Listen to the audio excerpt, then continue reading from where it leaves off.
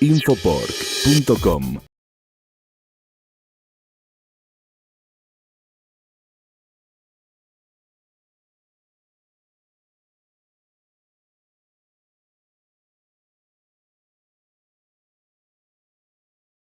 A continuación vamos a tener la charla del doctor Marcelo Gottschall. Él es egresado de la Universidad de Buenos Aires, luego realizó su doctorado en la Facultad de Ciencias Veterinarias de la Universidad de Montreal, universidad a la cual pertenece actualmente. Marcelo. Hola, hola. Sí. Bueno, utilizo este micrófono porque no me gusta hablar atrás de ese atrio, a pesar de que generalmente uno tiene más credibilidad cuando habla atrás de eso, pero yo creo que es un poco más fácil para ver las diapositivas y yo creo que es mejor moverse un poco. Primero y antes que nada, es un placer para mí, obviamente, estar en mi país de nuevo. Gracias, Nali, todo el equipo de habernos invitado. Hace 27 años que yo estoy en Canadá y debe hacer 29 años probablemente que no ponía un pie en Mar del Plata, ciudad a la cual he venido durante toda mi infancia y adolescencia, absolutamente a cada año en las vacaciones, así que para mí es un recuerdo muy especial estar en esta hermosa ciudad. Y una vez más, un placer estar en mi país y sobre todo profesionalmente. La idea de hoy es un poco hablarles y ser un poco crítico. Vamos a ver, es un poco distinto a lo que María nos presentó hoy a la mañana, porque ella habló mucho de erradicación. Y bueno, ya van a ver, yo voy a hablar un poquito también de micoplasma. Y la situación es distinta, al menos si hablamos en ciertos lugares de Estados Unidos, si hablamos el oeste de Canadá, donde hay grandes granjas relativamente bien aisladas y donde se puede erradicar. Nosotros tenemos en Quebec y en Ontario, que es entre las dos provincias la mayor producción porcina en Canadá, tenemos una situación muy distinta, una situación que es similar a la que se encuentran en muchas regiones en Cataluña o que se encuentran en Bretaña, sobre todo en Francia, donde hay granjas chicas y están una al lado de la otra. Entonces la erradicación muchas veces es algo un poco más complejo. Y lo que se ha hablado durante mucho tiempo es decir, bueno, pero si no erradicamos podemos bajar los problemas clínicos, y bueno, uno siempre piensa, bueno, vacunamos los lechones, pero no, es otra idea, es decir, bajar la presión de infección. Y vamos a ver algunas enfermedades y ver si esto es cierto o no. Y lo que yo ya les prevengo es que hay contradicciones y yo creo que no crean siempre al que tiene el micrófono del otro lado, como yo, porque hay contradicciones, no es muy difícil tener un solo modo de pensamiento que se aplique absolutamente a todas las situaciones. Normalmente, como ustedes saben, si ustedes tienen los animales que están en buen estado de salud, evidentemente si baja el nivel de resistencia y las bacterias, en este caso yo hablo de bacterias, están presentes, pueden tener un problema clínico, porque bajan las defensas, es ahí donde podemos vacunar para aumentar las defensas y poder no tener ese tipo de problema. También hay algo que tienen que tener en cuenta y que no es precisamente el hecho de que haya una bacteria o 10 bacterias mismas que son patógenos para tener una enfermedad. Eso no funciona así. Generalmente es la acumulación de carga bacteriana que va a provocar que los animales estén enfermos. Entonces, si se aumenta mucho el nivel de bacterias, también podemos tener animales que están enfermos. Así que podemos actuar, evidentemente podemos vacunar, aumentar el nivel de resistencia y podemos, normalmente se dice, hacer manejo para tratar de bajar el nivel bacteriano, y es cierto, pero también podemos hacer intervención, y esas intervenciones van a hacer, que es lo que vamos a hablar, mucho a nivel de las madres. ¿Qué es lo que normalmente se dice? ¿Qué es lo que normalmente escuchamos y se dice? El reservorio más importante de una infección, estamos hablando de infecciones bacterianas, son las madres. Las madres envían anticuerpos maternales, pero también envían los patógenos a los lechones, envían las dos cosas. Mientras envíen los buenos niveles de anticuerpos maternales, en general se dice eso, los patógenos tienden a colonizar menos a los lechones, es lo que uno generalmente escucha. También uno escucha que por eso las adopciones hay que hacerlas entre 12 y 24 horas después del parto, además de evitar las jerarquías, es sobre todo para favorizar el consumo de calostro. Tenemos que lograr entonces que haya la menor cantidad de lechones colonizados con una cepa patógena. Por ahora es más o menos el sentido común de lo que uno dice, yo trato de bajar a la presión. Una vez que se llega al destete, eso vamos a ver que hay un comentario que puse porque se habla del micoplasma, por eso María lo sabe más. En general, para los otros patógenos, una vez que se llega al destete, las cartas están jugadas. Es decir, cuando nosotros queremos evitar una gran colonización, la idea es evitarla antes de que los animales entren a la recría. Y logrando una baja prevalencia al destete, se reducen significativamente los signos clínicos. Toda esta idea vino originalmente de Carlos Pilloan en Minnesota, donde justamente con micoplasma estaban insistiendo en el hecho de decir menos animales están colonizados al destete, menos problemas tenemos. Evidentemente, ya lo vemos, hay una diferencia primero en hablar de infección y de signos clínicos y también muy aplicado a los multisitios, obviamente. Esto también yo creo que justamente lo que va a hablar María probablemente en micoplasma, digamos, hay que tener mucho cuidado cuando hay ausencia de signos clínicos de una enfermedad, no significa en la erradicación de una enfermedad. Podríamos ver algunos ejemplos si es que nos da el tiempo, pero bueno, hay que tener cuidado porque erradicar es eliminar y muchas veces lo que eliminamos es la presencia de signos clínicos, que ya es muy interesante, pero no estamos eliminando necesariamente el patógeno. Los ejemplos que me gustaría pasar son micoplasma, Haemophilus strepto y Actinobacillus. Cuando hablamos de micoplasma, una de las primeras cosas que hay que pensar es que cuando ustedes leen lo que la gente publica y los estudios que se hacen, todos grupos serios, hay un alto grado de confusión. Confusión no en los resultados, pero sí muchísima contradicción. Un patógeno específico del cerdo se adhiere, eso lo mostró hoy María, se adhiere a los cilios, coloniza la superficie mucosal. La transmisión indirecta del patógeno parecería no ser muy eficiente, pero una vez más hay mucha confusión en la literatura. Sin embargo, la transmisión aérea entre las granjas, yo creo que eso está muy demostrado y eso no hay ninguna duda, es lo que hablaba María hoy de programas también de erradicación regionales, la utilización de filtros. Entonces tenemos la pregunta, ¿hay una relación entre el nivel de infección de las madres y la transmisión a los lechones? Es una pregunta muy simple para micoplasma y parecería que tendría que tener una respuesta muy simple. Hay estudios que indican que entre el 0 y el 56% de las madres infectadas eliminan micoplasma en el parto. 0 y 56%. Nada o mucho. Digamos, una vez más, es bastante difícil tirar una conclusión. Todo el mundo yo creo que está de acuerdo de pensar que las GILT, las marranas de reposición, o yo las llamé las nulíparas acá, son más infectivas, que evidentemente eliminan más patógenos, más micoplasma que las multíparas. Pero las cerdas multíparas también mantienen el poder de infección. No es todo negro o blanco. Hay estudios que indican que un lechón positivo puede infectar hasta 4 otros lechones susceptibles, que es bastante, y un cerdo infectado continúa a infectar a otros animales más de un mes luego de haber sido el mismo infectado. A nivel de la granja es lo que mostró hoy María, que puede durar mucho, mucho tiempo. Así que nosotros tenemos todas estas bases, conceptos de bases, tratar de pensar, ¿podemos actuar de algún modo para bajar la presión de infección? Los estudios indican que entre el 0 y 52% de los lechones nacidos de madres infectadas se infectan dentro de las 3 primeras semanas de vida. Una vez más, unos no se infectan y la mitad de los otros lechones también sí se infectan. Se ha propuesto que al destete la prevalencia de los animales positivos es proporcional al número de madres infectadas y secretando micoplasma. Esto es lógico, más animales infectados, más los lechones van a estar infectados.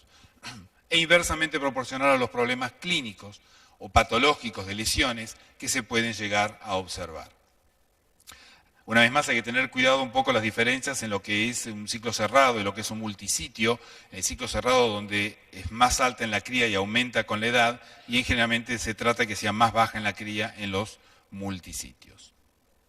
Entonces, la pregunta es un lío, no es muy seguro de decir una madre infectada infecta mucho a los lechones infectan mucho, el nivel de anticuerpos, digamos, hay muchas contradicciones. Entonces, si nosotros queremos, no podemos erradicar, no podemos hacer todos los buenos consejos que nos dio María hoy, no lo podemos hacer porque no tenemos los medios y sobre todo porque tenemos granjas en el medio de una densidad terriblemente muy cargada. Entonces queremos ver si podemos hacer intervenciones que bajen los problemas clínicos o las lesiones. Obviamente podemos ir y vacunar a los lechones, es una opción, pero existen otras opciones que podamos actuar arriba, actuar a nivel de las madres o de los lechones apenas nacen. Vacunar. La pregunta es, ¿vacunando a las madres se logra disminuir el nivel de colonización de los lechones? Hay dos respuestas. La respuesta una es que las cerdas vacunadas no parecen transmitir menos micoplasma a los lechones. Es una bacterina, como decía María hoy, los animales tienen buen nivel de anticuerpos, pero no necesariamente parecería que transmiten menos. Y la vacunación de las madres no parece influenciar la transmisión vertical hacia los lechones, y evidentemente entre ellas lo que decía de modo horizontal. Pero hay una respuesta B. ¿Cuál es la respuesta B? Los lechones que vienen de cerdas vacunadas parecen estar menos colonizados. Antes dije que había menos transmisión, no había menos transmisión de las madres hacia los lechones, y lo que digo ahora es que parecen estar menos colonizados los lechones de madres vacunadas. Posible teoría sea que evidentemente sea más los anticuerpos maternales que por ahí estén jugando algún tipo de efecto para que esos lechones se estén colonizando un poco menos. Hay que tener cuidado porque animales con un alto nivel de anticuerpos maternales pueden seguir siendo positivos a micoplasma. Las cosas no son negras o blancas, pueden ser grises. Entonces, se puede decir que los estudios son un poco contradictorios. Las condiciones de campo evidentemente son muy diferentes y difíciles de comparar. Las infecciones experimentales también hay muchas variables. Entonces, un poco lo que decimos ahí, no mezclar manzanas con naranjas, digamos, de tener una comparación cuando ustedes leen un estudio, cuando ustedes van a una presentación, no todo lo que se dice se puede aplicar automáticamente a cada una de las granjas en las cuales ustedes están actuando. Atención, eso lo puse como para no olvidarme de decir, yo no estoy diciendo, los lechones funcionan bien las vacunas. Digamos, hay una dosis, 2 dosis, hay interferencia con anticuerpos maternales según la mitad de los que lo utilizan, no hay interferencia con anticuerpos maternales según la otra mitad. Digamos, yo creo que todo una vez más depende de las condiciones de la granja, de la edad a que se ven los problemas y de la carga. Así que se podría llegar a vacunar a las madres, normalmente vacunando a las madres parecería haber una cierta protección de los lechones, pero hay otra alternativa que Kim, yo creo que está por ahí, no sé dónde, ahí está. Justamente hablamos hace un rato, yo cada año voy a dar cursos al curso de máster en salud y producción porcina, organizado por la Universidad de Barcelona y otras universidades en España. Y yo hablo un poco de lo que se utiliza en América del Norte, que se sigue utilizando, lo que se utiliza en América Latina, lo que yo no conozco tanto Argentina, conozco más lo que es México, por ejemplo, donde se siguen utilizando muchos antibióticos, ya vamos a ver ahora, como hablábamos hace un rato con Kim, antibióticos en animales sanos. Y cuando yo termino de dar todas mis charlas, hay un clínico que viene español, que presenta y él dice, no se deben utilizar los antibióticos. Tenemos ese tipo de dualidad, que fue la pregunta que le hizo hoy en la mañana Kim a María. Bueno, la medicación estratégica de las madres, obviamente de las marranas que son libres de micoplasma, es a veces utilizada para reducir o retardar la infección de los animales y que vayan montando una respuesta de anticuerpos. La medicación de los lechones durante la cría, es decir, una medicación agresiva, cuando los animales son muy jóvenes, parecería disminuir la prevalencia de animales positivos al destete. Y algunas investigaciones indican que la medicación al destete puede también disminuir la carga bacteriana. Esto es lo que yo creo que se necesitaría quizás, no sé cuál es la opinión de María, pero un poco más de estudios porque me parecería que una vez que, yo estoy convencido de eso, que una vez que los animales están o no colonizados, es un poco más difícil poder descolonizarlos. Micoplasma quizás es un poco distinto. Hoy en día no hay muchas dudas, especialmente en los multisitios, que es una buena práctica para reducir clínica y patología, sea combinada o no con vacunación, pero la utilización de antibióticos baja la carga bacteriana y baja normalmente los problemas clínicos. A pesar de las contradicciones, una o varias de las acciones son generalmente positivas: vacunar a las marranas de reposición si viene de granjas negativas, segregación por paridad, vacunación de madres antes de parto, medicación de lechones hasta el destete. Es decir, quizás la medicación de lechones post-destete. Es decir, que una o varias de estas actividades tienen como consecuencia bajar la presión de infección a nivel del destete y normalmente bajar un poco los problemas clínicos o patológicos a nivel de lesiones que pueden llegar a observarse. Yo creo que sigue siendo confuso, sigue siendo ni negro ni blanco. Yo creo que todavía hay mucho trabajo para hacer. Por suerte María trabaja en Micoplasma y lo va a seguir haciendo, pero yo creo que hay mucho trabajo para hacer. Y un poco mi mensaje de hoy es: no crean necesariamente todo lo que escuchan. No porque no sea cierto, sino porque lo que se aplica a una granja no tiene por qué necesariamente aplicarse a otra. Bueno, la erradicación no voy a hablar, ya lo habló hoy, de todos modos no pensaba hablar mucho. Como lo contaba María, se adaptó un poco el método suizo. Y algo extremadamente importante, yo no sé bien la causa, yo tengo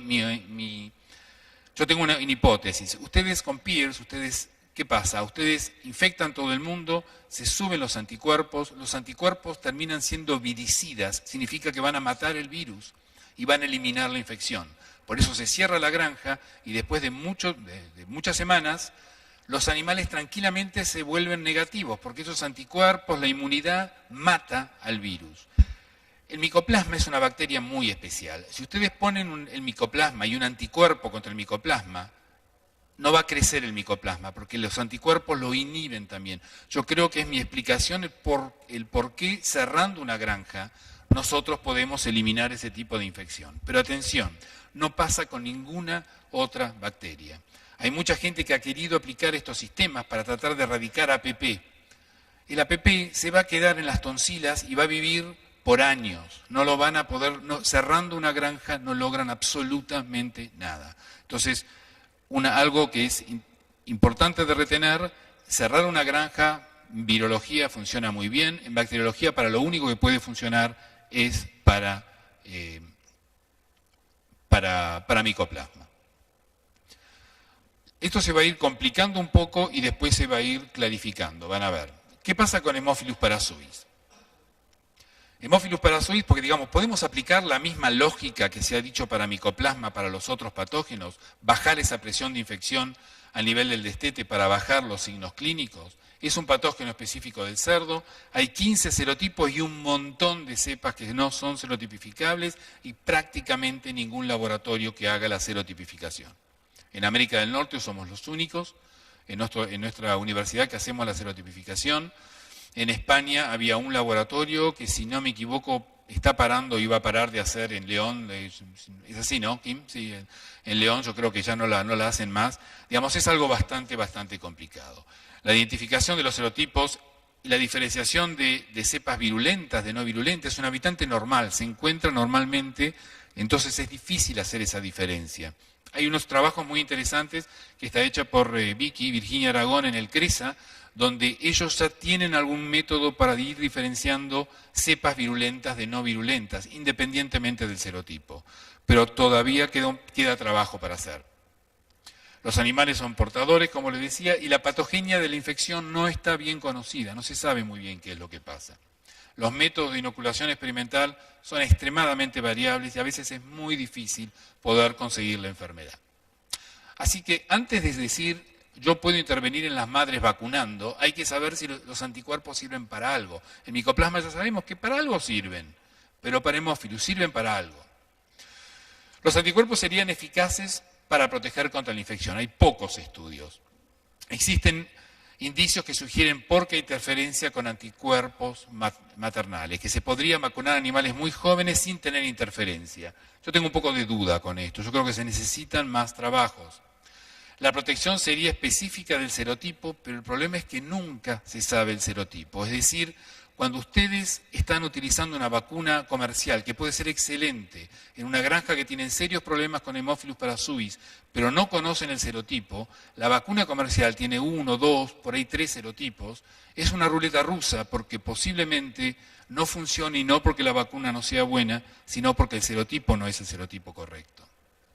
Podemos controlar los signos clínicos bajando la presión de infección, es un colonizador extremadamente temprano, se mantiene en el tracto respiratorio, pero no se sabe bien dónde, ¿no? Exactamente dónde se esconde no se sabe también.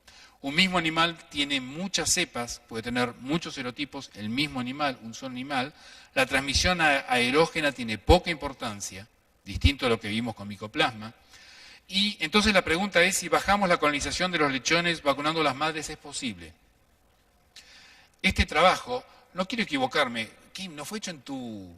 Sí, claro, bueno, está bien. Esto viene de la familia de Kim Segalés, de la Universidad de Barcelona, del CRESA, yo creo que de tu padre, ¿no? Era de tu familia, ¿no? Sí, son los cerdos de él, donde se hizo esta experiencia.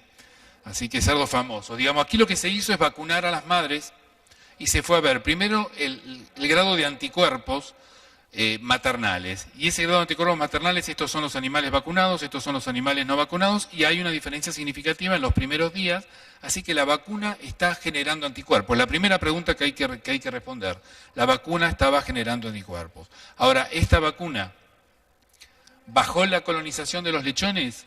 Esto es el cultivo, esto es por PCR, lo blanco es los animales que no son vacunados y esto los animales vacunados. Lo que pueden ver es que tarda mucho más llegar al nivel de colonización cuando las madres han sido vacunadas. Así que esto parecería indicar que si vacunamos a las madres no eliminamos la colonización, pero la retardamos, que quizás puede llegar a ser interesante. Hay un estudio coreano, para mí es un poco demasiado positivo este estudio, hay que tomar siempre las cosas con pinzas y ser muy críticos. Ellos dicen que, bueno, vacunar a las madres reducen la presencia de Haemophilus parasuis en cavidad nasal y problemas clínicos, vacunan a los lechones y a las madres, más todavía reducen, no hay interferencia con la inmunidad maternal, ellos insisten, y las vacunaciones se hicieron en conjunto con un tratamiento de ceftiofur muy fuerte a los lechones. Ahí es un poco difícil diferenciar qué es el efecto del antibiótico y qué es el efecto de la vacuna. Yo creo que sí uno puede pensar de que son cosas que pueden llegar a funcionar, pero yo creo, insisto, que tenemos que guardar el espíritu crítico. Como diría acá Einstein, no renuncies a tus sueños, sigue durmiendo. Entonces la pregunta es, ¿vacunamos a las madres? ¿Podemos controlar los signos clínicos? Parecería que sí, pero la cuestión es que retardando la colonización de los lechones, se da tiempo al sistema inmunitario para prevenir la enfermedad. Si además vacunamos a los lechones, todo tendría que estar funcionando extremadamente bien. El problema es que está la otra teoría, que decimos lo que queremos es exactamente lo contrario, que todos los animales estén colonizados tempranos para no hacer subpoblaciones. Y esto es una teoría que tiene una base también fuerte, exactamente lo contrario, no queremos evitar que se colonicen, queremos que todos estén colonizados. Y si ustedes piensan un poco, ¿cuándo empezaron los problemas con Haemophilus parasuis, con Strep suis? Empezaron cuando se empezó con los sistemas de multisitio, cuando se empezó a reducir la edad del destete. Ustedes dejan animales a 28 días y los problemas de Strep suis y Haemophilus parasuis son mucho menores muchas veces. Y iría con lo contrario, porque ahí le damos más tiempo a la colonización de los lechones. La vacunación de las madres sería útil quizás en los dos casos, pero yo creo que como no elimina totalmente la cantidad de bacterias que están colonizadas, pero las retrasa, al menos mantiene un nivel de anticuerpos maternales similar en los animales y no hace subpoblaciones de animales más susceptibles y animales menos susceptibles. Bueno, así que la vacuna parecería, pero todavía falta, pero podemos usar antibióticos. Es una mala palabra en Europa, pero sigue siendo una buena palabra en América. Yo creo que va a llegar, pero hoy en día todavía existe. Los intentos de controlar la infección con tratamientos de antibióticos, los que yo conozco al menos 2 veces con tulatromicina, destete antes de los 23 días, no dio un buen resultado, no cambió absolutamente nada. El tratamiento era fuerte, eran 2 inyecciones en los lechones y, digamos, sinceramente no funcionaba. Yo no tengo personalmente experiencia en tratamiento de las madres, hay muy pocos estudios que han indicado si verdaderamente cortamos la transmisión de las madres hacia los lechones con el tratamiento con antibióticos. Yo creo que faltan muchos conocimientos de transmisión del patógeno, que es un habitante normal, que es el eterno problema con este tipo de microorganismos. Está ahí, nosotros no queremos que esté o queremos que estén todos, que es muy distinto con un micoplasma, con el APP, como vamos a ver, que son, por ahí no queremos que esté, no es un habitante necesariamente normal. Así que todavía no hay una respuesta clara y contundente, se necesitan más estudios, de preferencia que no sean contradictorios, de preferencia que al menos haya una tendencia y que uno pueda llegar a tener una conclusión. Como les decía antes, los destetes tardíos generaban menos problemas de Haemophilus parasuis antes. Eso hay que pensar a nivel de colonización cómo puede llegar a influenciar. La teoría de aumentar la prevalencia para que todo el mundo esté infectado, que es la teoría que ya se ha usado en Minnesota, es un poco más difícil, es un poco lo que también mencionaba Kim, de infectar a todo el mundo.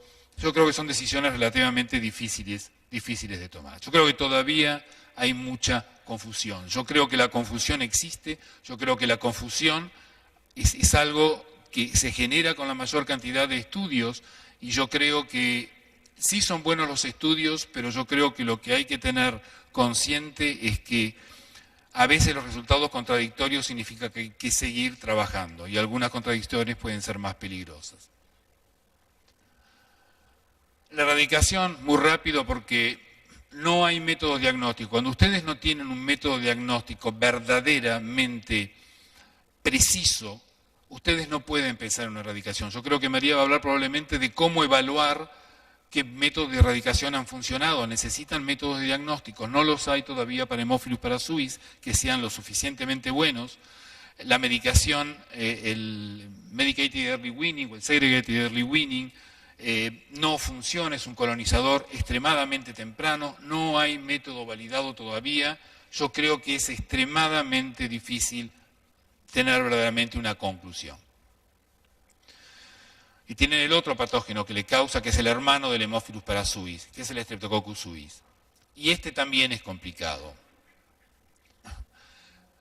Es un patógeno que no es necesariamente específico del cerdo, vive en el cerdo, pero infecta a una cantidad de animales enorme. Nosotros lo hemos aislado desde perros, caballos con enfermedades, digamos, con problemas de meningitis, digamos, afecta a un gran número de animales, incluido obviamente el animal humano.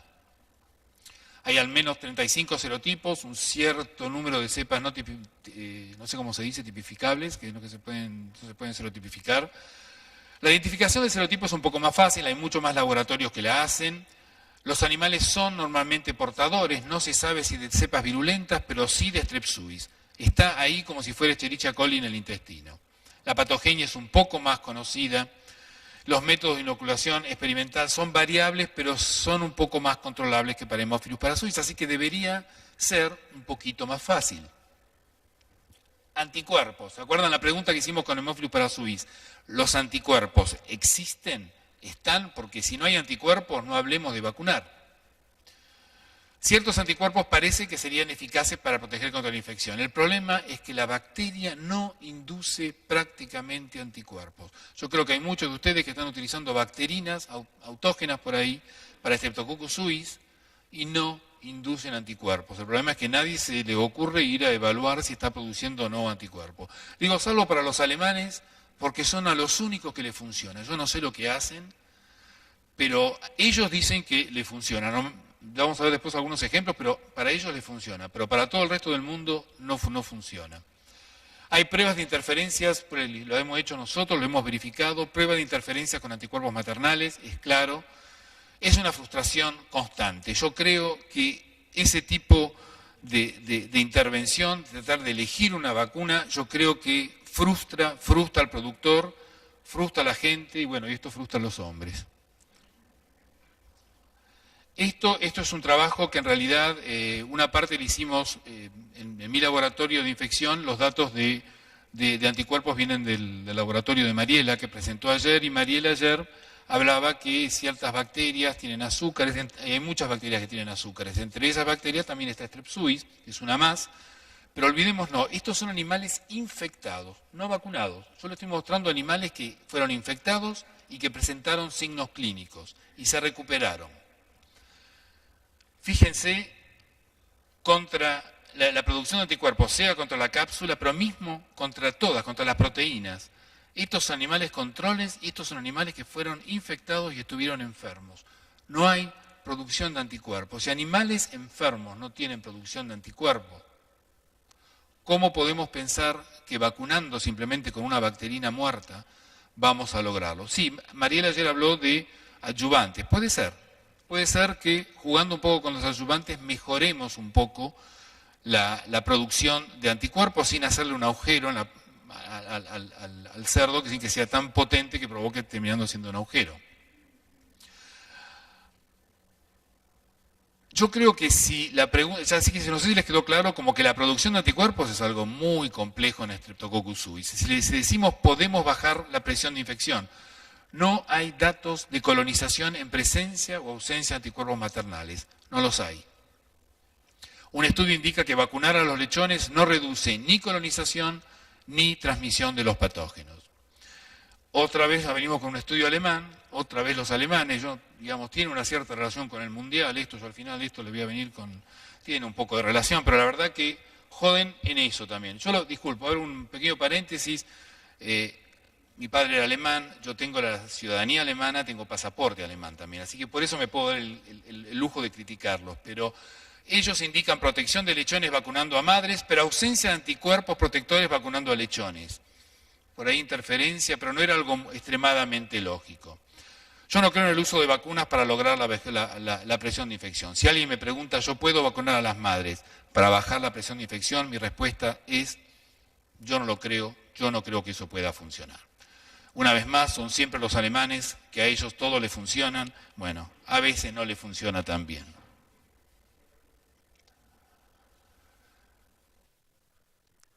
Si no usamos las vacunas, podemos decir que podemos usar los antibióticos. Varios intentos en el terreno, no hay muchas publicaciones, estos son datos más del terreno, con tratar antibióticos con a las madres y las lechones. Si el diagnóstico está bien hecho, los resultados pueden llegar a ser positivos. Diagnóstico bien hecho significa que Strepsuis sea el patógeno primario en esa granja. Le hago un paréntesis, lo voy a decir el viernes en la otra charla, cuando hay infecciones por Pierce, aquí no pasa, pero en América del Norte, cuando hay infecciones con Pierce, a veces ustedes pueden tener problemas con Strepsuis. Yo lo primero que hago es pedir aislamiento de 3, 4, 5 animales distintos. Y a veces nosotros aislamos a Strepsuis y en cada animal hay un serotipo distinto. Eso significa que Strepsuis no es el problema principal, está actuando luego del Pierce, y entonces hay que tener cuidado porque estamos dando una aspirina para un problema mucho más complejo, hay que atacar el problema de origen. Ahora, si el diagnóstico está bien hecho y el problema es Strepsuis, los resultados del terreno estarían dando relativamente buen resultado. No queda claro el por qué. ¿Es que estamos reduciendo la presión al destete o simplemente estamos eliminando cepas que son virulentas? Yo, personalmente, creo que estamos controlando un poco la transmisión de las madres y por suerte le pegamos a cepas virulentas que no pasan a los lechones. Es mi teoría. Yo creo que es mucho más eso que bajar el nivel de colonización. Todavía no hay una respuesta clara, una vez más, confusión. Olvidarse por ahora de las vacunas, el antibiótico puede haber un efecto positivo o negativo. Digo negativo porque cuando hablo con los colegas europeos me dicen no, estar dando una tulatromicina, están dando, bueno, no en el caso de Strepsuis, pero están dando un Ceftiofur, por ejemplo, en el caso de Strepsuis, algo que es muy fuerte a los lechones en las primeras horas del día, es algo que va a afectar al resto de la flora y que es contraproducente. Hay muchos veterinarios, sobre todo en Europa, que tienen esa opinión. Una vez más, pues, retardando la colonización de los lechones se ayuda al sistema inmunitario, y una vez más, como en Haemophilus parasuis, también está la teoría que dice, no, es al revés. Todos los animales tienen que estar colonizados, mismo si es la cepa virulenta, para que no haya subpoblaciones. Mucho más difícil de demostrar esto en el terreno. Así que esto va, si ustedes lo piensan, va totalmente al contrario de lo que es el título de mi charla. Yo le estoy diciendo bajar la presión de infección y acá estamos infectando a todo el mundo. Quizás los dos extremos funcionen y lo que no esté funcionando sea lo que está en el medio, cuando tengo subpoblaciones, algunos infectados y otros que no lo están. Una vez más, aumentar la edad del destete muchas veces disminuye la presencia de signos clínicos. Aumentar la edad del destete significa más colonización de los lechones por las madres. Esto está en inglés y generalmente dice un experto es una persona que les dice algo simple en un modo muy confuso, cosa que ustedes piensen que esa confusión es culpa de ustedes que no entendieron. Y a veces puede llegar a pasar, digamos, parece muy confuso lo que yo les dije, pero porque es confuso, no es que ustedes no lo entiendan, es confuso, no es claro y no son claros los datos que vienen del terreno. Erradicación, hay que olvidarla, no hay ningún método diagnóstico que pueda indicar qué animales vamos a reemplazar con animales que sean libres de la próxima infección o no. Los animales se infectan en el canal del parto, el Strep suis coloniza la vagina a nivel vaginal de las madres, así que ¿qué segregación precoz pueden hacer con Strep suis cuando el animal se está directamente contaminando cuando está naciendo? No hay ningún método validado. Y dejé APP para lo último, no solo porque sea una de mis especialidades, pero también porque es algo donde sí podemos actuar y quizás sí haya un poco más de datos, un poco más claros. Yo después de haber hablé micoplasma, donde hay buenos métodos, hablé 2 bacterias, Haemophilus parasuis y Strep suis, donde es medio desastroso lo que se conoce, y ahora vengo con APP. Yo normalmente cuando voy a hablar de APP tengo la sensación de que es algo que controlo, tengo la sensación de que es algo que puedo llegar a decir, tengo métodos como para poder controlarlo. Es un patógeno específico del cerdo, 15 serotipos, muy pocas cepas que no son tipificables. Hay serotipos más patógenos, serotipos menos patógenos, muchas veces depende del país, de la región geográfica, esto cambia. Hay serotipos muy contagiosos, que no quiere decir lo mismo que patógenos. Hay serotipos muy patógenos, como el serotipo 1 y 5, que se transmiten poco. Y hay otros serotipos que son menos patógenos, que pueden dar problemas, pero son menos patógenos y que se transmiten mucho. Y los animales se infectan muy fácilmente. Y esto, si estamos hablando de controlar la infección a nivel del destete, de bajar la presión de infección, es muy importante, porque no es lo mismo de hablar de un serotipo 1,5 o de hablar de un serotipo 8, donde es como algo es como el fuego que se transmite extremadamente, pólvora, no buscaba la palabra en español, como algo de pólvora que se transmite extremadamente fuerte. Si se logra cortar la transmisión vertical de las cerdas a los lechones, podemos erradicar. Es uno de los ejemplos más bonitos de erradicación que se puede llegar a hacer con APP. Si se logra reducir significativamente la transmisión, se pueden también reducir los signos clínicos y la mortalidad. No eliminar la infección, pero parecería que se pueden. Pero vamos a ver un poco. Se conoce bien la patogenia, hay excelentes métodos diagnósticos, hay buenas vacunas, no es un habitante normal de la flora respiratoria. Sigue habiendo aspectos, no los vamos a tratar hoy, sigue habiendo aspectos oscuros que a veces no podemos controlar, sigue habiendo. Pero al menos se tienen útiles y se tienen armas como para poder defenderse. ¿Dónde coloniza la APP? En los animales sanos se sabe que está en las tonsilas, digamos, ya es algo positivo, sabemos dónde ir a buscarlo. Puede aparecer en la cavidad nasal, pero es algo muy transitorio, se mete en las criptas de las tonsilas. En el animal enfermo están los pulmones. No busquen un APP en un animal sano en los pulmones, porque si está ahí es por algo. Generalmente no aislamos APP de animales sanos. Simplemente para que piensen un poco, vamos a verlo ahora, la relación con las vacunas. Bueno, normalmente se puede ir a las tonsilas, pero va bajando, se va a adherir al epitelio, va a meterse cada vez de modo más profundo y va a ir con los macrófagos alveolares. Si vemos un poco más en detalle, la adherencia son partes de la bacteria, de la pared de la bacteria, que son responsables de esta adherencia. Tienen las toxinas que van a hacer todas las lesiones que ustedes ven son provocadas por las toxinas, por eso que también hay vacunas en base a toxinas para evitar esto. Y un poco lo que hablaba ayer, los que estuvieron ayer y vieron el film que presentó Mariela, que era la fagocitosis, que trataban de un macrófago, un entrófilo creo que era, que trataba de comerse una bacteria. Bueno, APP tiene una cápsula que lo protege contra esa fagocitosis. Pero nosotros estamos hablando de colonización. Yo no estoy hablando de enfermedad hoy, estamos hablando de colonización. En el animal sano. La bacteria va a ir a meterse ahí y entonces si nosotros, ¿qué queremos tener? Anticuerpos maternales que hagan ¿qué? Evitar que esa bacteria colonice a nivel de las tonsilas. Si hay estudios que indican que la presencia de anticuerpos naturales contra APP, cuando yo digo naturales no sabía qué palabra, es decir, no generados por una vacuna, generados por la bacteria misma, activos serían, anticuerpos activos, no sé, bueno, anticuerpos que los produce el animal frente a la bacteria, no a una vacuna. Retardan la colonización. APP es un ejemplo de colonización proporcional a la edad del destete. Se sabe que aumentando la edad del destete, aumentamos la colonización.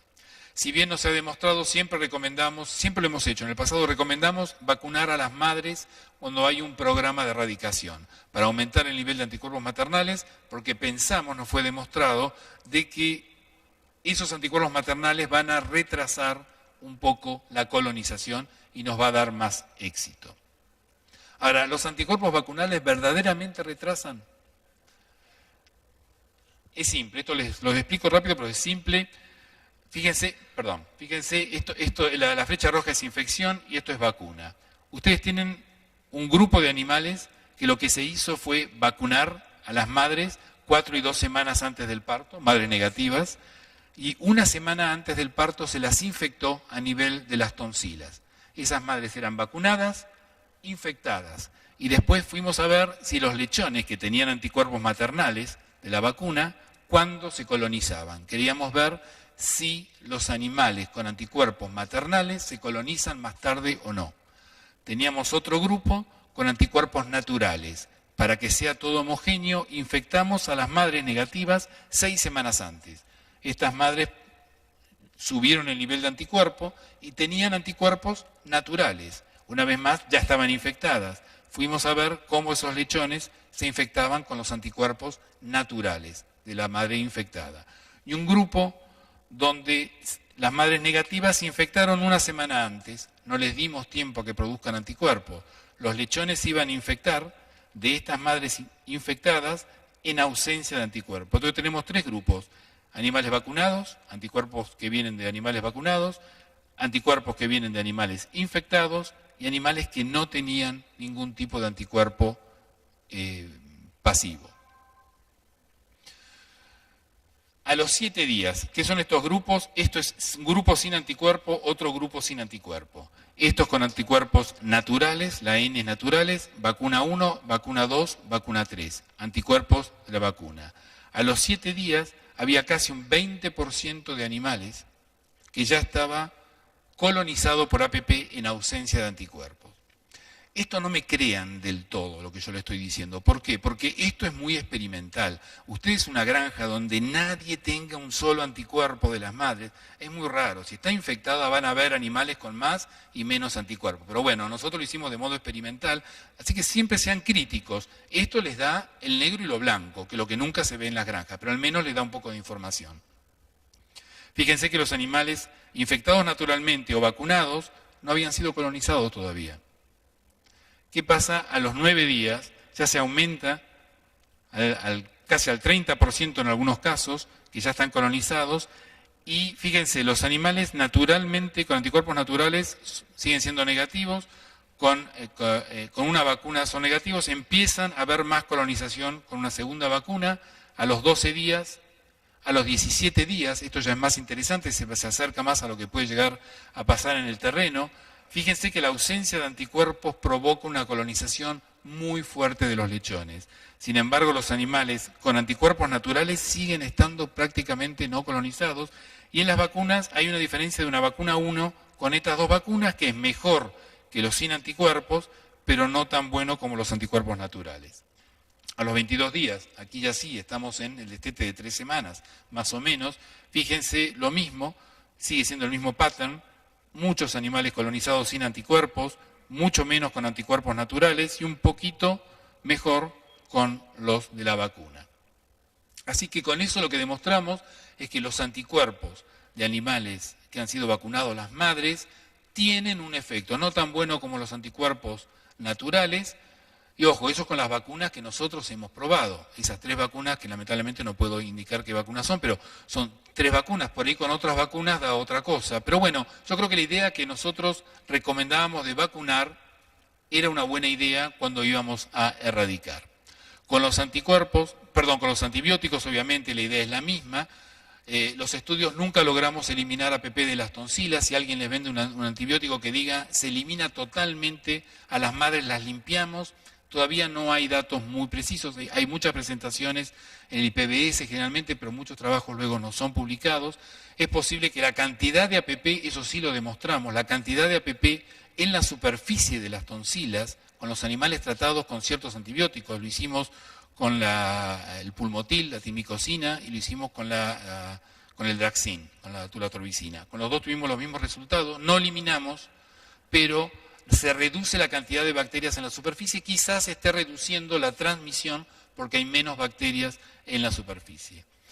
Como les decía, varios resultados presentados del IPBS, se erradicó la infección con tratamiento de antibiótico a las madres.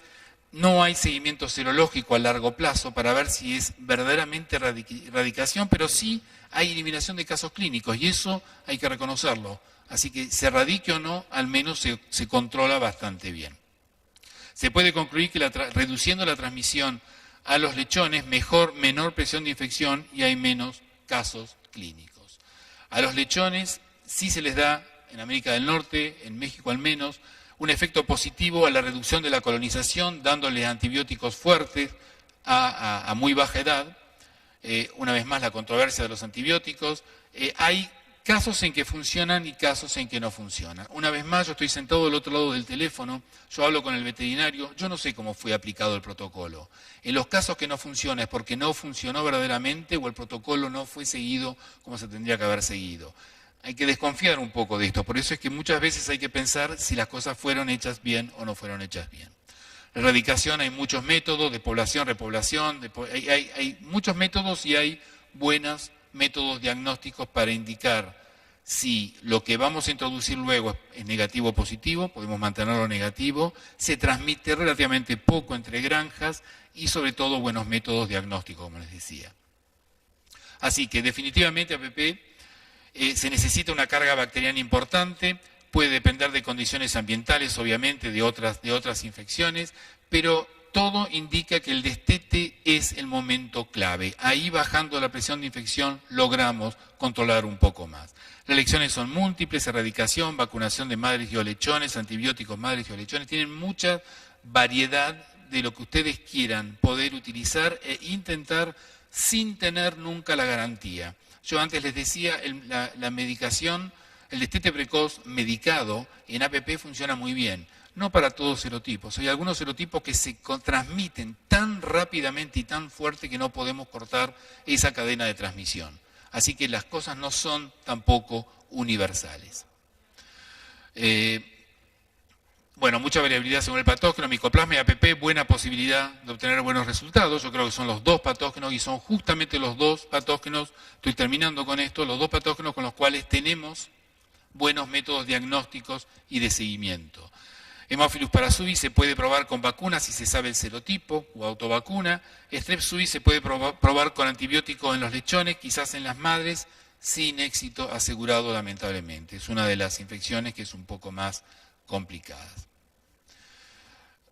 Para terminar, ¿por qué les presento esto? Digo, yo hace muchos años que me fui del país y bueno, el Mundial que lo tuvimos este año fue algo bastante intenso para los argentinos que vivimos expatriados. No somos tantos los que estamos en Montreal, pero copamos las calles de Montreal cuando estaban los partidos, hemos cortado. Yo aquí les muestro, por ejemplo, este es mi hijo es canadiense, habla español con un acento francés muy fuerte.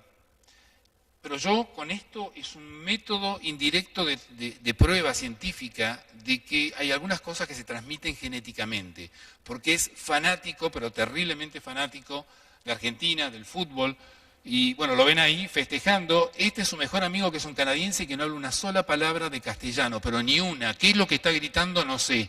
Pero está también con la camiseta de Argentina, gritando y festejando. Ahí lo ven al Papa. Digamos, las calles cortadas. Esta es la cadena de información más importante del país, porque esta calle que se cortó es una de las principales de Montreal.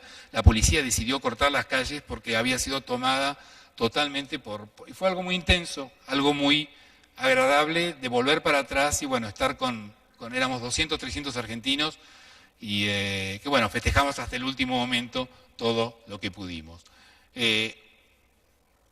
Un poco distinto a lo que presentó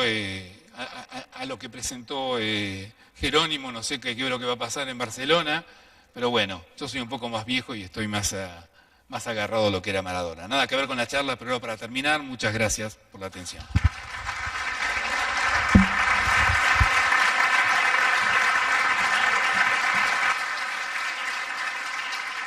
Bueno, muchas gracias, doctor Gottschall. Iniciamos el debate. Si hay preguntas, por favor.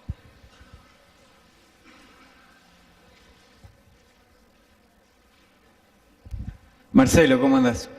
Quería saber si con Streptococcus suis viste predisponentes ambientales. Por ejemplo, yo claramente vi cuadros clínicos muy fuertemente asociados a PIRS y de pronto a destetes precoces. Pero, por ejemplo, ¿ves una presentación más, por ejemplo, de invierno? Que nosotros veíamos, tendíamos a ver cuando cerramos más las granjas, problemas de ese tipo. Sí, digamos, la pregunta es muy buena y la pregunta obviamente yo te diría que en Canadá no necesariamente yo tengo ese tipo de experiencia, la tengo yo creo que con colegas de España, con colegas de México, donde los cambios de temperatura, muchos de los cambios de temperatura entre la noche y el día, digamos, son factores que son muy predisponentes para de repente encontrar problemas. Yo no sé si las cepas virulentas están ahí y de repente explotan cuando hay ese tipo de problemas de manejo o es algo verdaderamente predisponente, pero yo creo que sí, yo creo que la edad del destete es algo que influencia mucho, yo creo que más abajo nos vamos, más problemas tenemos, más viejos son los lechones que son destetados, menos problemas tenemos. Así que hay varios estudios que se están haciendo también con métodos de manejo y hay gente que entiende que el control de Strep suis pasa más por manejo que por antiinfecciosos o vacunas o lo que fuera, digamos. Yo no creo que sea tan así, yo creo que eso es un poco una exageración, pero yo creo que hay mucha gente que ha logrado, yo te doy ejemplos, por ejemplo, hay granjas que cuando se empieza una granja nueva, totalmente nueva, y son todas primerizas, tienen unos problemas de Strep suis terribles.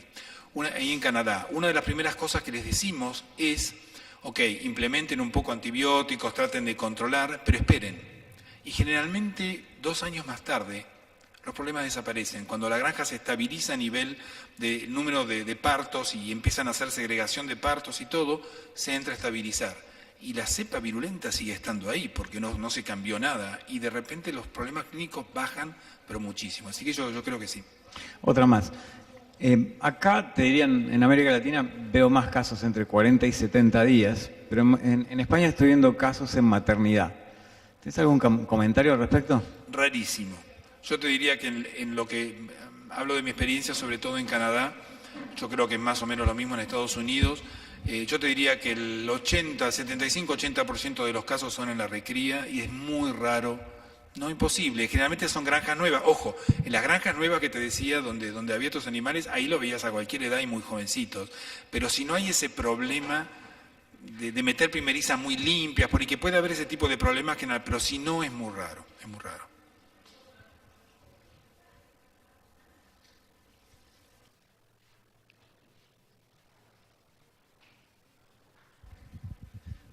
Una cosa, Marcelo, ya sé que el viernes hablarás de coinfecciones, pero a raíz un poco de lo que has comentado me ha venido una cuestión muy clara a la cabeza.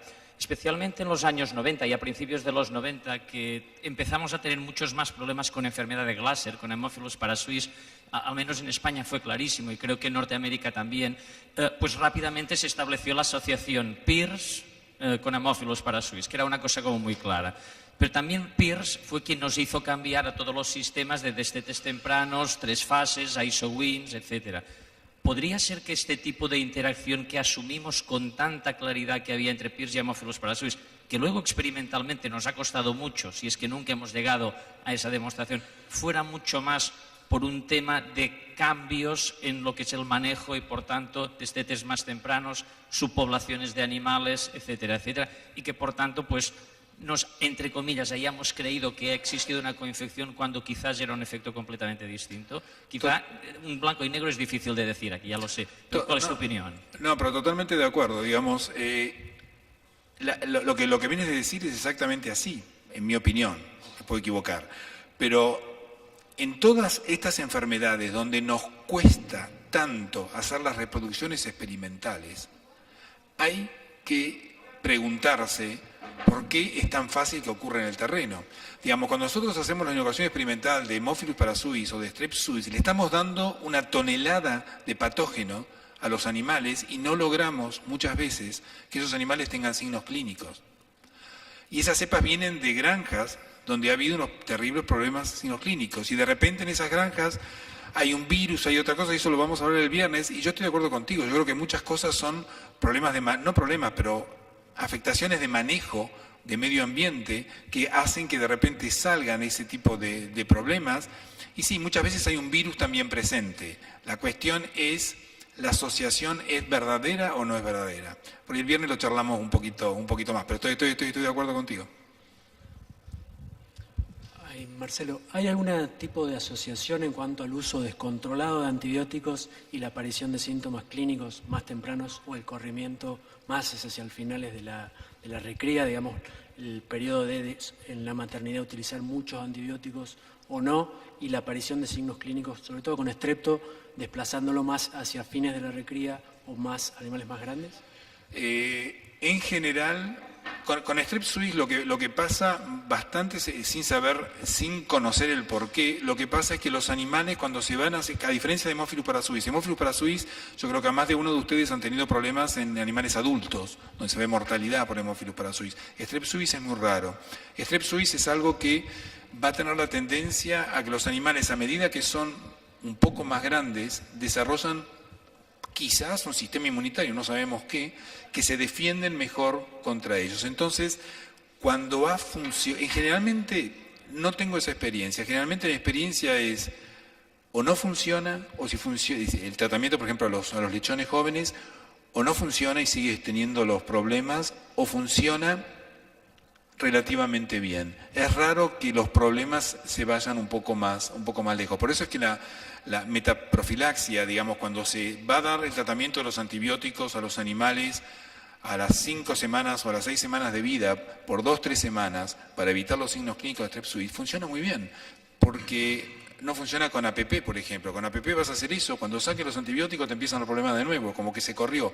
Strep suis parecería que hay en general, y muchas granjas donde por ahí no es así, pero parecería que hay un límite de edad a partir del cual los animales son más resistentes. Nosotros con Plufragan, con Francia, hicimos unas inoculaciones experimentales de lechones de distintas edades con Strep suis y lo vimos muy claro. Hasta las 7 semanas, 8 semanas, los animales eran susceptibles. Animales de 12, 13 semanas, no pudimos, con la misma bacteria, la misma cepa, la misma dosis, no pudimos enfermar a esos animales. Hay un efecto de la edad, así que es raro que eso se corra. Sí, pregunta, en respecto del tema APP y vacunaciones, vos decías recomendable vacunar las hembras y o los lechones, Ok. acá en el fondo. Vacunando 2 veces con 2 dosis a la hembra, ¿han hecho algún estudio respecto de en qué momento es el óptimo para vacunar lechones en virtud de si hay interferencia de inmunidad pasiva? ¿Me hablas de qué infección? APP. Ok, de vuelta hazme la pregunta, para si me ubico. Claro, de la recomendación de vacunar, en el slide ponías vacunar madres y o destetes o lechones. Habiendo vacunado 2 veces a la madre, ¿han hecho algún estudio respecto de interferencia de inmunidad pasiva y momento óptimo para vacunación de ese lechón? Sí, la pregunta excelente, porque aquí sí hay algo extremadamente importante. Si ustedes quieren un ejemplo de interferencia de anticuerpos vacunales con vacunación, Haemophilus parasuis no se sabe bien, Strep suis parece que sí, Mycoplasma, unos dicen que sí, otros dicen que no. El ejemplo es APP. La presencia de anticuerpos maternales neutraliza totalmente la vacunación, pero es brutal. Digamos, yo no puedo creer que hoy en día las botellitas de vacunas comerciales de APP sigan recomendando la vacunación a las 6 semanas y a las 10 semanas. Eso lo hicieron con animales que eran libres de APP cuando hicieron las pruebas, lo que no ocurre nunca en el terreno, por eso están vacunando. Así que la presencia de anticuerpos maternales es terriblemente contraproducente para la vacuna de los lechones. Si encima se vacuna a las madres, eso significa que aumentamos el nivel. Yo creo que nadie lo ha hecho. Bueno, sí, hay algunos estudios que incluso recomiendan 3 dosis de vacuna para los lechones para tratar de contrarrestar la influencia de anticuerpos maternales. Mi idea no sería esa, mi idea es, a menos que tengan problemas con APP con animales relativamente jóvenes, generalmente los problemas aparecen un poco más tarde. Les da tiempo para dar la primera dosis, no antes de las 8 o 9 semanas de vida, que sería el momento en el cual debería darse la primera dosis, si es que los problemas clínicos les da tiempo para dar luego una segunda dosis. Pero cuando se va a vacunar a las madres, hay que tener mucho cuidado. Existe otra táctica que se puede utilizar. Como ustedes saben, en APP existen vacunas bacterinas en base a la bacteria entera y vacunas en base a las toxinas. Las vacunas en base a las toxinas son muy buenas para lechones, no necesariamente para las madres, para los lechones sí, porque producen anticuerpos contra las toxinas que neutralizan las toxinas. Si ustedes vacunan a las madres con una bacterina para reducir la colonización y después vacunan a los lechones con una vacuna de toxinas, ahí no hay problema de interferencia con anticuerpos maternales, porque los anticuerpos que las madres van a producir contra la vacuna son contra el cuerpo de la bacteria, mientras que los anticuerpos que van a ser producidos por la vacunación luego de la toxina son fundamentalmente contra la toxina. Así que esa es una estrategia utilizando 2 tipos de vacunas distintas que se podría llegar a utilizar. Pero hay que tener mucho cuidado, hay muchos métodos serológicos, hagan perfiles serológicos de los lechones para saber cuándo caen los anticuerpos maternales, porque si no están gastando una dosis de APP inútil. Y por el momento no existe vacuna de APP que yo sepa que funcione bien con una sola dosis.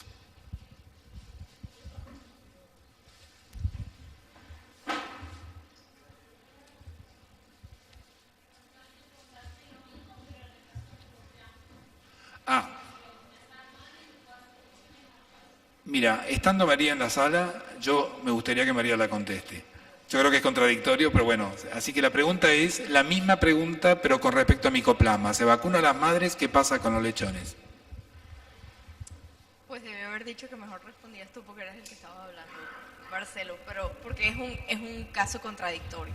Como tú dices, hay mucha confusión y hay 2 bandos, ¿no? 2 tendencias. ¿Hay interferencia o no hay? Cuando tú te fijas en los resultados de serología, por ejemplo, tú puedes ver que claramente sí hay interferencia, ¿no? Los resultados de valores SP de un animal que ha sido nacido de una hembra vacunada y luego es vacunado son diferentes a los de una hembra que no ha transferido estos anticuerpos, pero que luego es vacunado. Sin embargo, la pregunta es, ¿eso significa algo? Y para mí, esto es a nivel, bueno, probablemente es mi criterio personal, ¿no? Y puedes conseguir diferentes tendencias, las vas a conseguir. Yo creo que los anticuerpos, esta interferencia realmente no significa tanto, porque los valores SP que tú ves en los animales no son representativos de protección. Entonces sí hay interferencia, pero no significa nada, puede que no signifique nada. Nosotros hemos hecho unos estudios viendo la inmunidad celular y a nivel celular no hay interferencia maternal. Y se cree que en micoplasma la inmunidad celular es mucho más importante para ayudar a controlar la infección. Entonces, en ese sentido, puede ser que, bueno, sí, hay interferencia a nivel humoral, pero ¿qué significa la inmunidad celular? No está pasando nada. Pero sí, hay mucha controversia y muchos estudios que demuestran una cosa o la otra, pero a nivel de los valores SP sí se ve esa interferencia. ¿Sí? Gracias, María.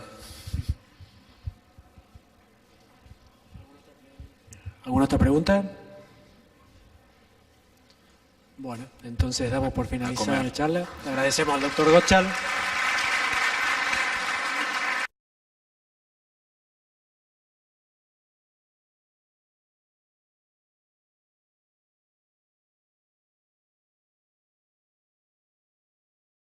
Visite www.infoporc.com.